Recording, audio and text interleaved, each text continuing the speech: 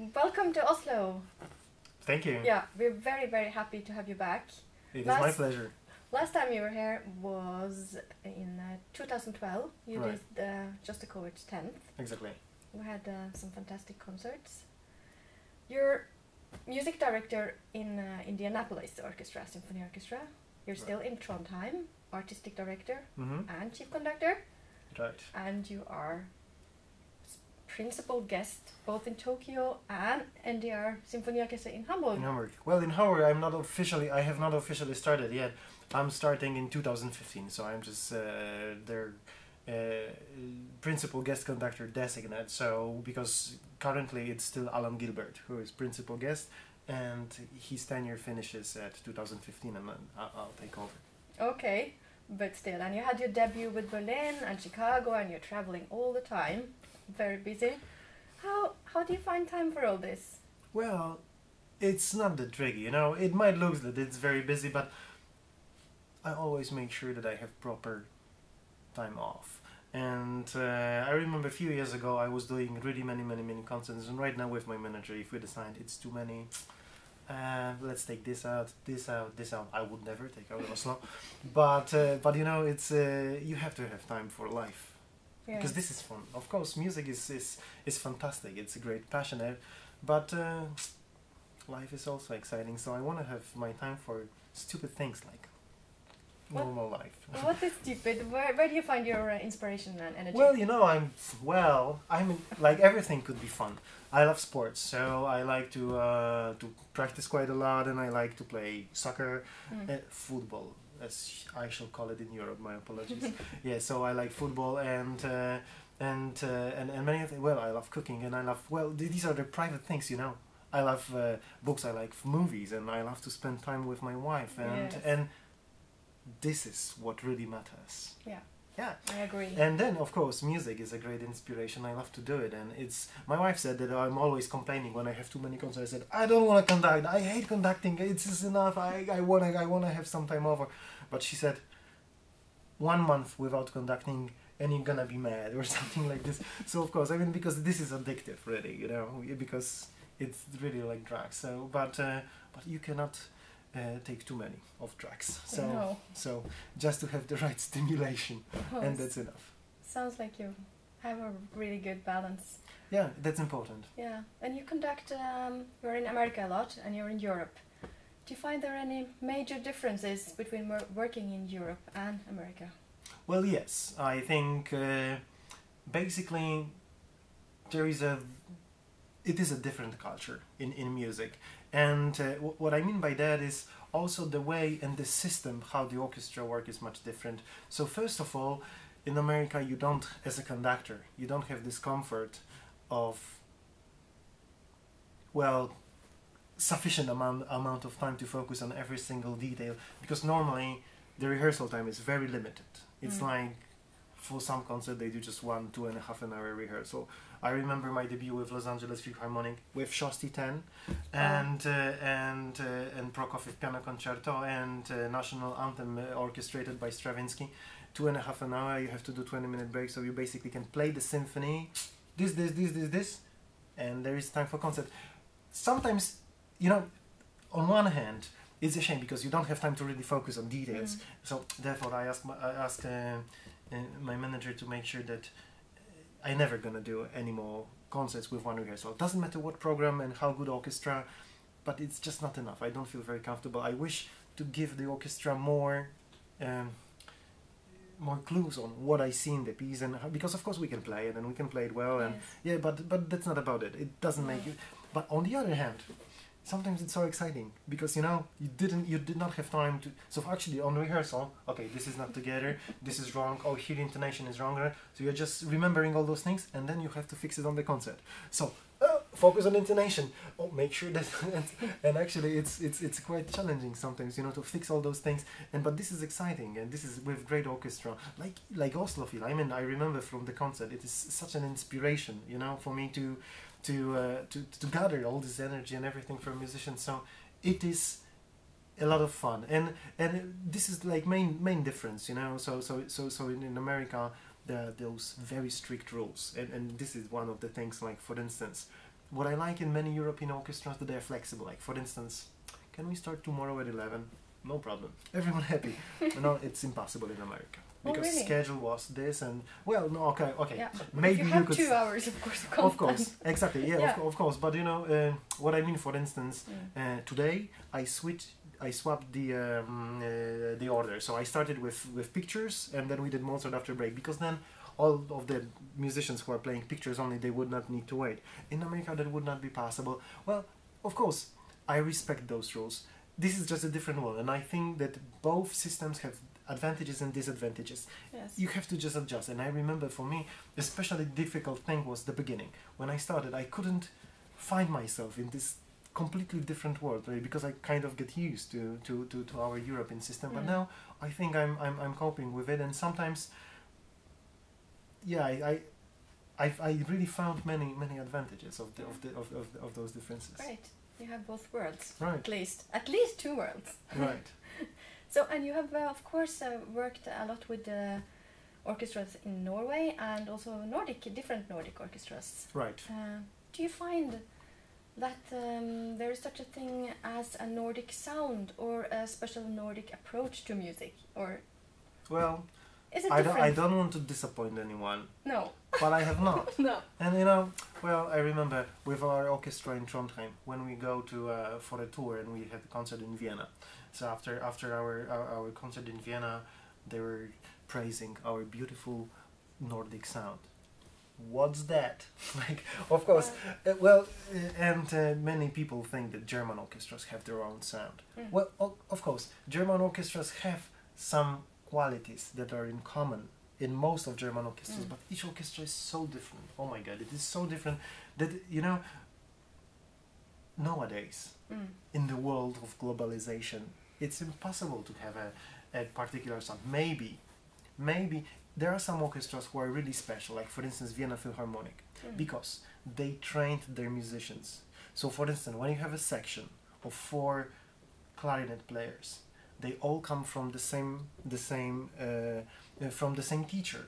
They have the same instrument. They play staccato exactly in the same. So this is a different thing. But you know, when you have an orchestra, when you have musicians from around the world, it's exciting, of course, because then you have different qualities. Yes. But right now, maybe I did not discovered it yet. But since now, you know, when I go to the orchestra, any orchestra in Scandinavia, I'm just doing my things, and well, I when I go to orchestra, I can say how professional they are, what level of musicians they are, and these are qualities I can find. And of course, in some orchestras there is a special sound, but I think more depends on the whole when they play. Then, or maybe I'm wrong. Well, I have no idea. No. I'm sorry. Okay, you can cut this off. I have no idea. I'm talking about something I have no idea. I understand what you're saying. In our orchestra, I mean, we have members from, lots of different European countries and some Americans, but still, So I totally agree with you that it's. But there are some special qualities in each orchestra, also Philharmonic also. But I'm not sure if it really depends if the orchestra is based in Norway or who was the chief conductor for a long time, and his input for the sound of orchestra might be very good, because every conductor have different imagination of sound. For instance, there are conductors who like non-vibrato playing, there are conductors who like dark sound, the conductors who like when all the instruments blend together to create, there are conductors, different taste. And when orchestra is working with the conductor for a very long time, I mean, it absorbs really some of those colors, I think. So this might be this might have a great effect, that actually the place where the orchestra is based, especially that, as you said, their orchestras are international right now. Yeah, no, I totally agree with you, and I think that certainly you can see also this week, Mussorgsky is it's a piece we have done on so many occasions with 5 million times, like every orchestra. So many different conductors, but this week it's almost a totally new piece for us. Well, like always. Articulation, you do very different articulation for us, very different tempi. Yeah. And well, it's very interesting.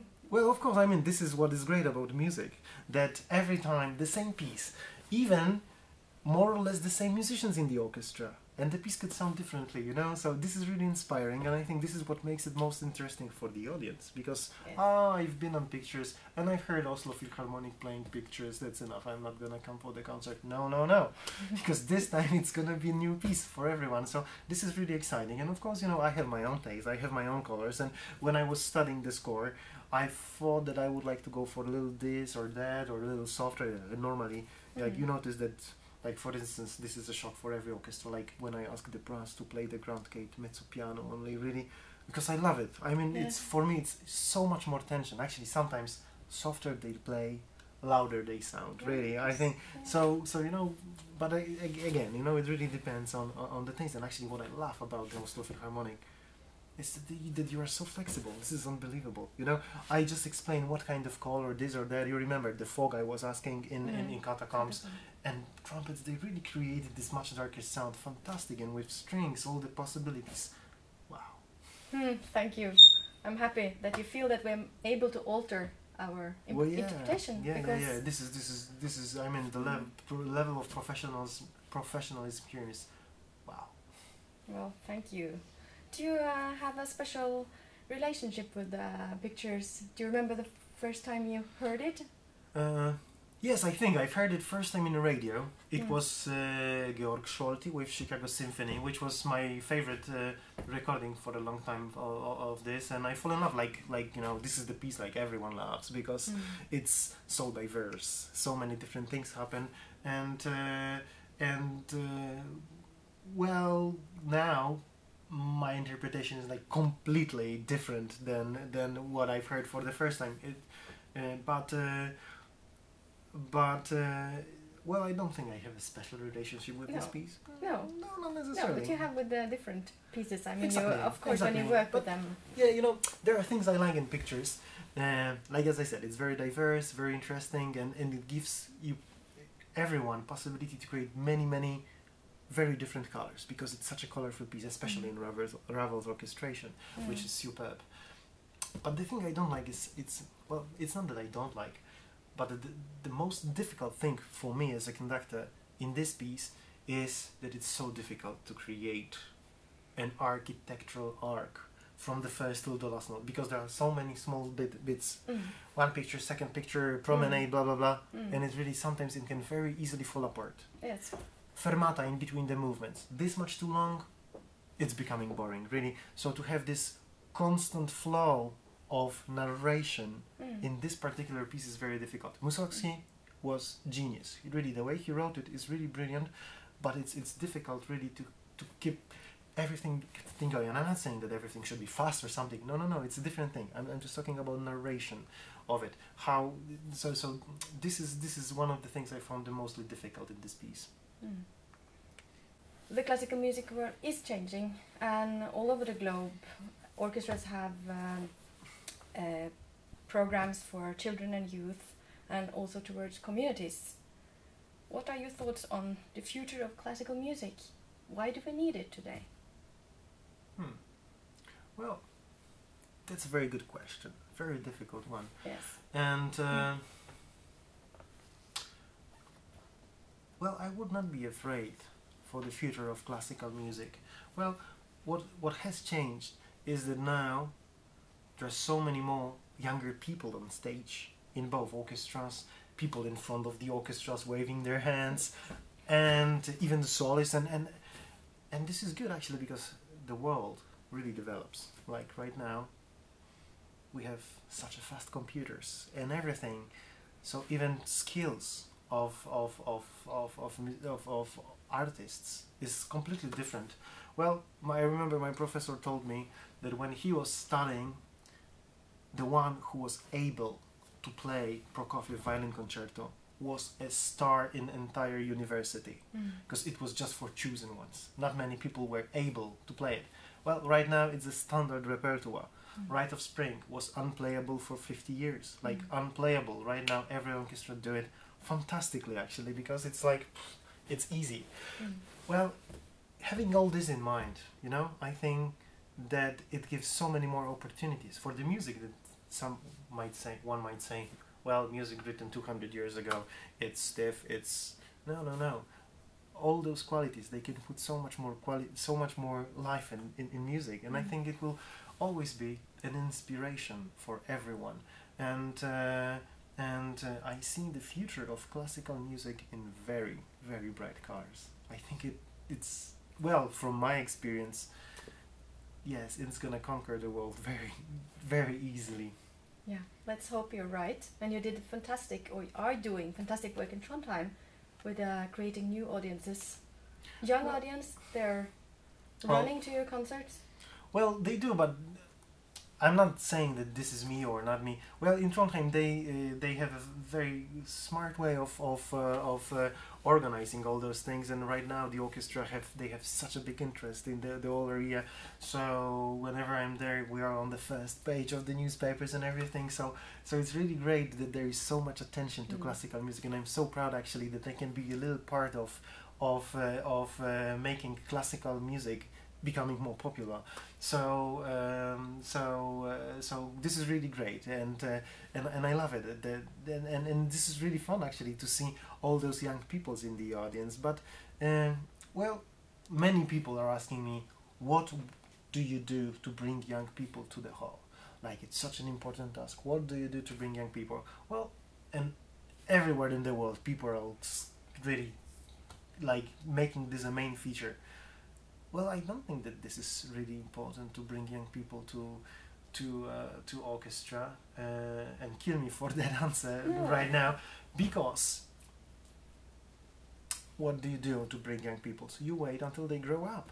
Exactly. You wait, and then when they feel that there is something missing in their life and they need some inspiration, like art, you know, art, galleries, paintings, any way of art forms, if they notice that this is what they need, they'll come instantly, because there is so much to take, you know, for life. So no big deal, really. No, I'm so happy you have this inspiration for classical music, and I totally agree with you that it can be something that you can come to later in life, or whenever you're ready. But yeah, we need it. I mean, so need it. There are many people who don't care about art, and of course they might have different interests. And I'm not saying that everyone should be interested in art, but I don't know. I would not imagine my life without art. And I'm not saying music. Well, if I would not be a musician myself, I don't know. I mean, it's just so amazing, you know, to, for instance, have a look on a painting. Or I remember the last time we've been in Chicago with my wife, we went to a gallery and there was one painting. I remember my wife crying for half an hour in front of this painting. Yes. And this is, wow. I mean, she really needed it. Yes. Well, peoples have hearts. Yes. They have their souls.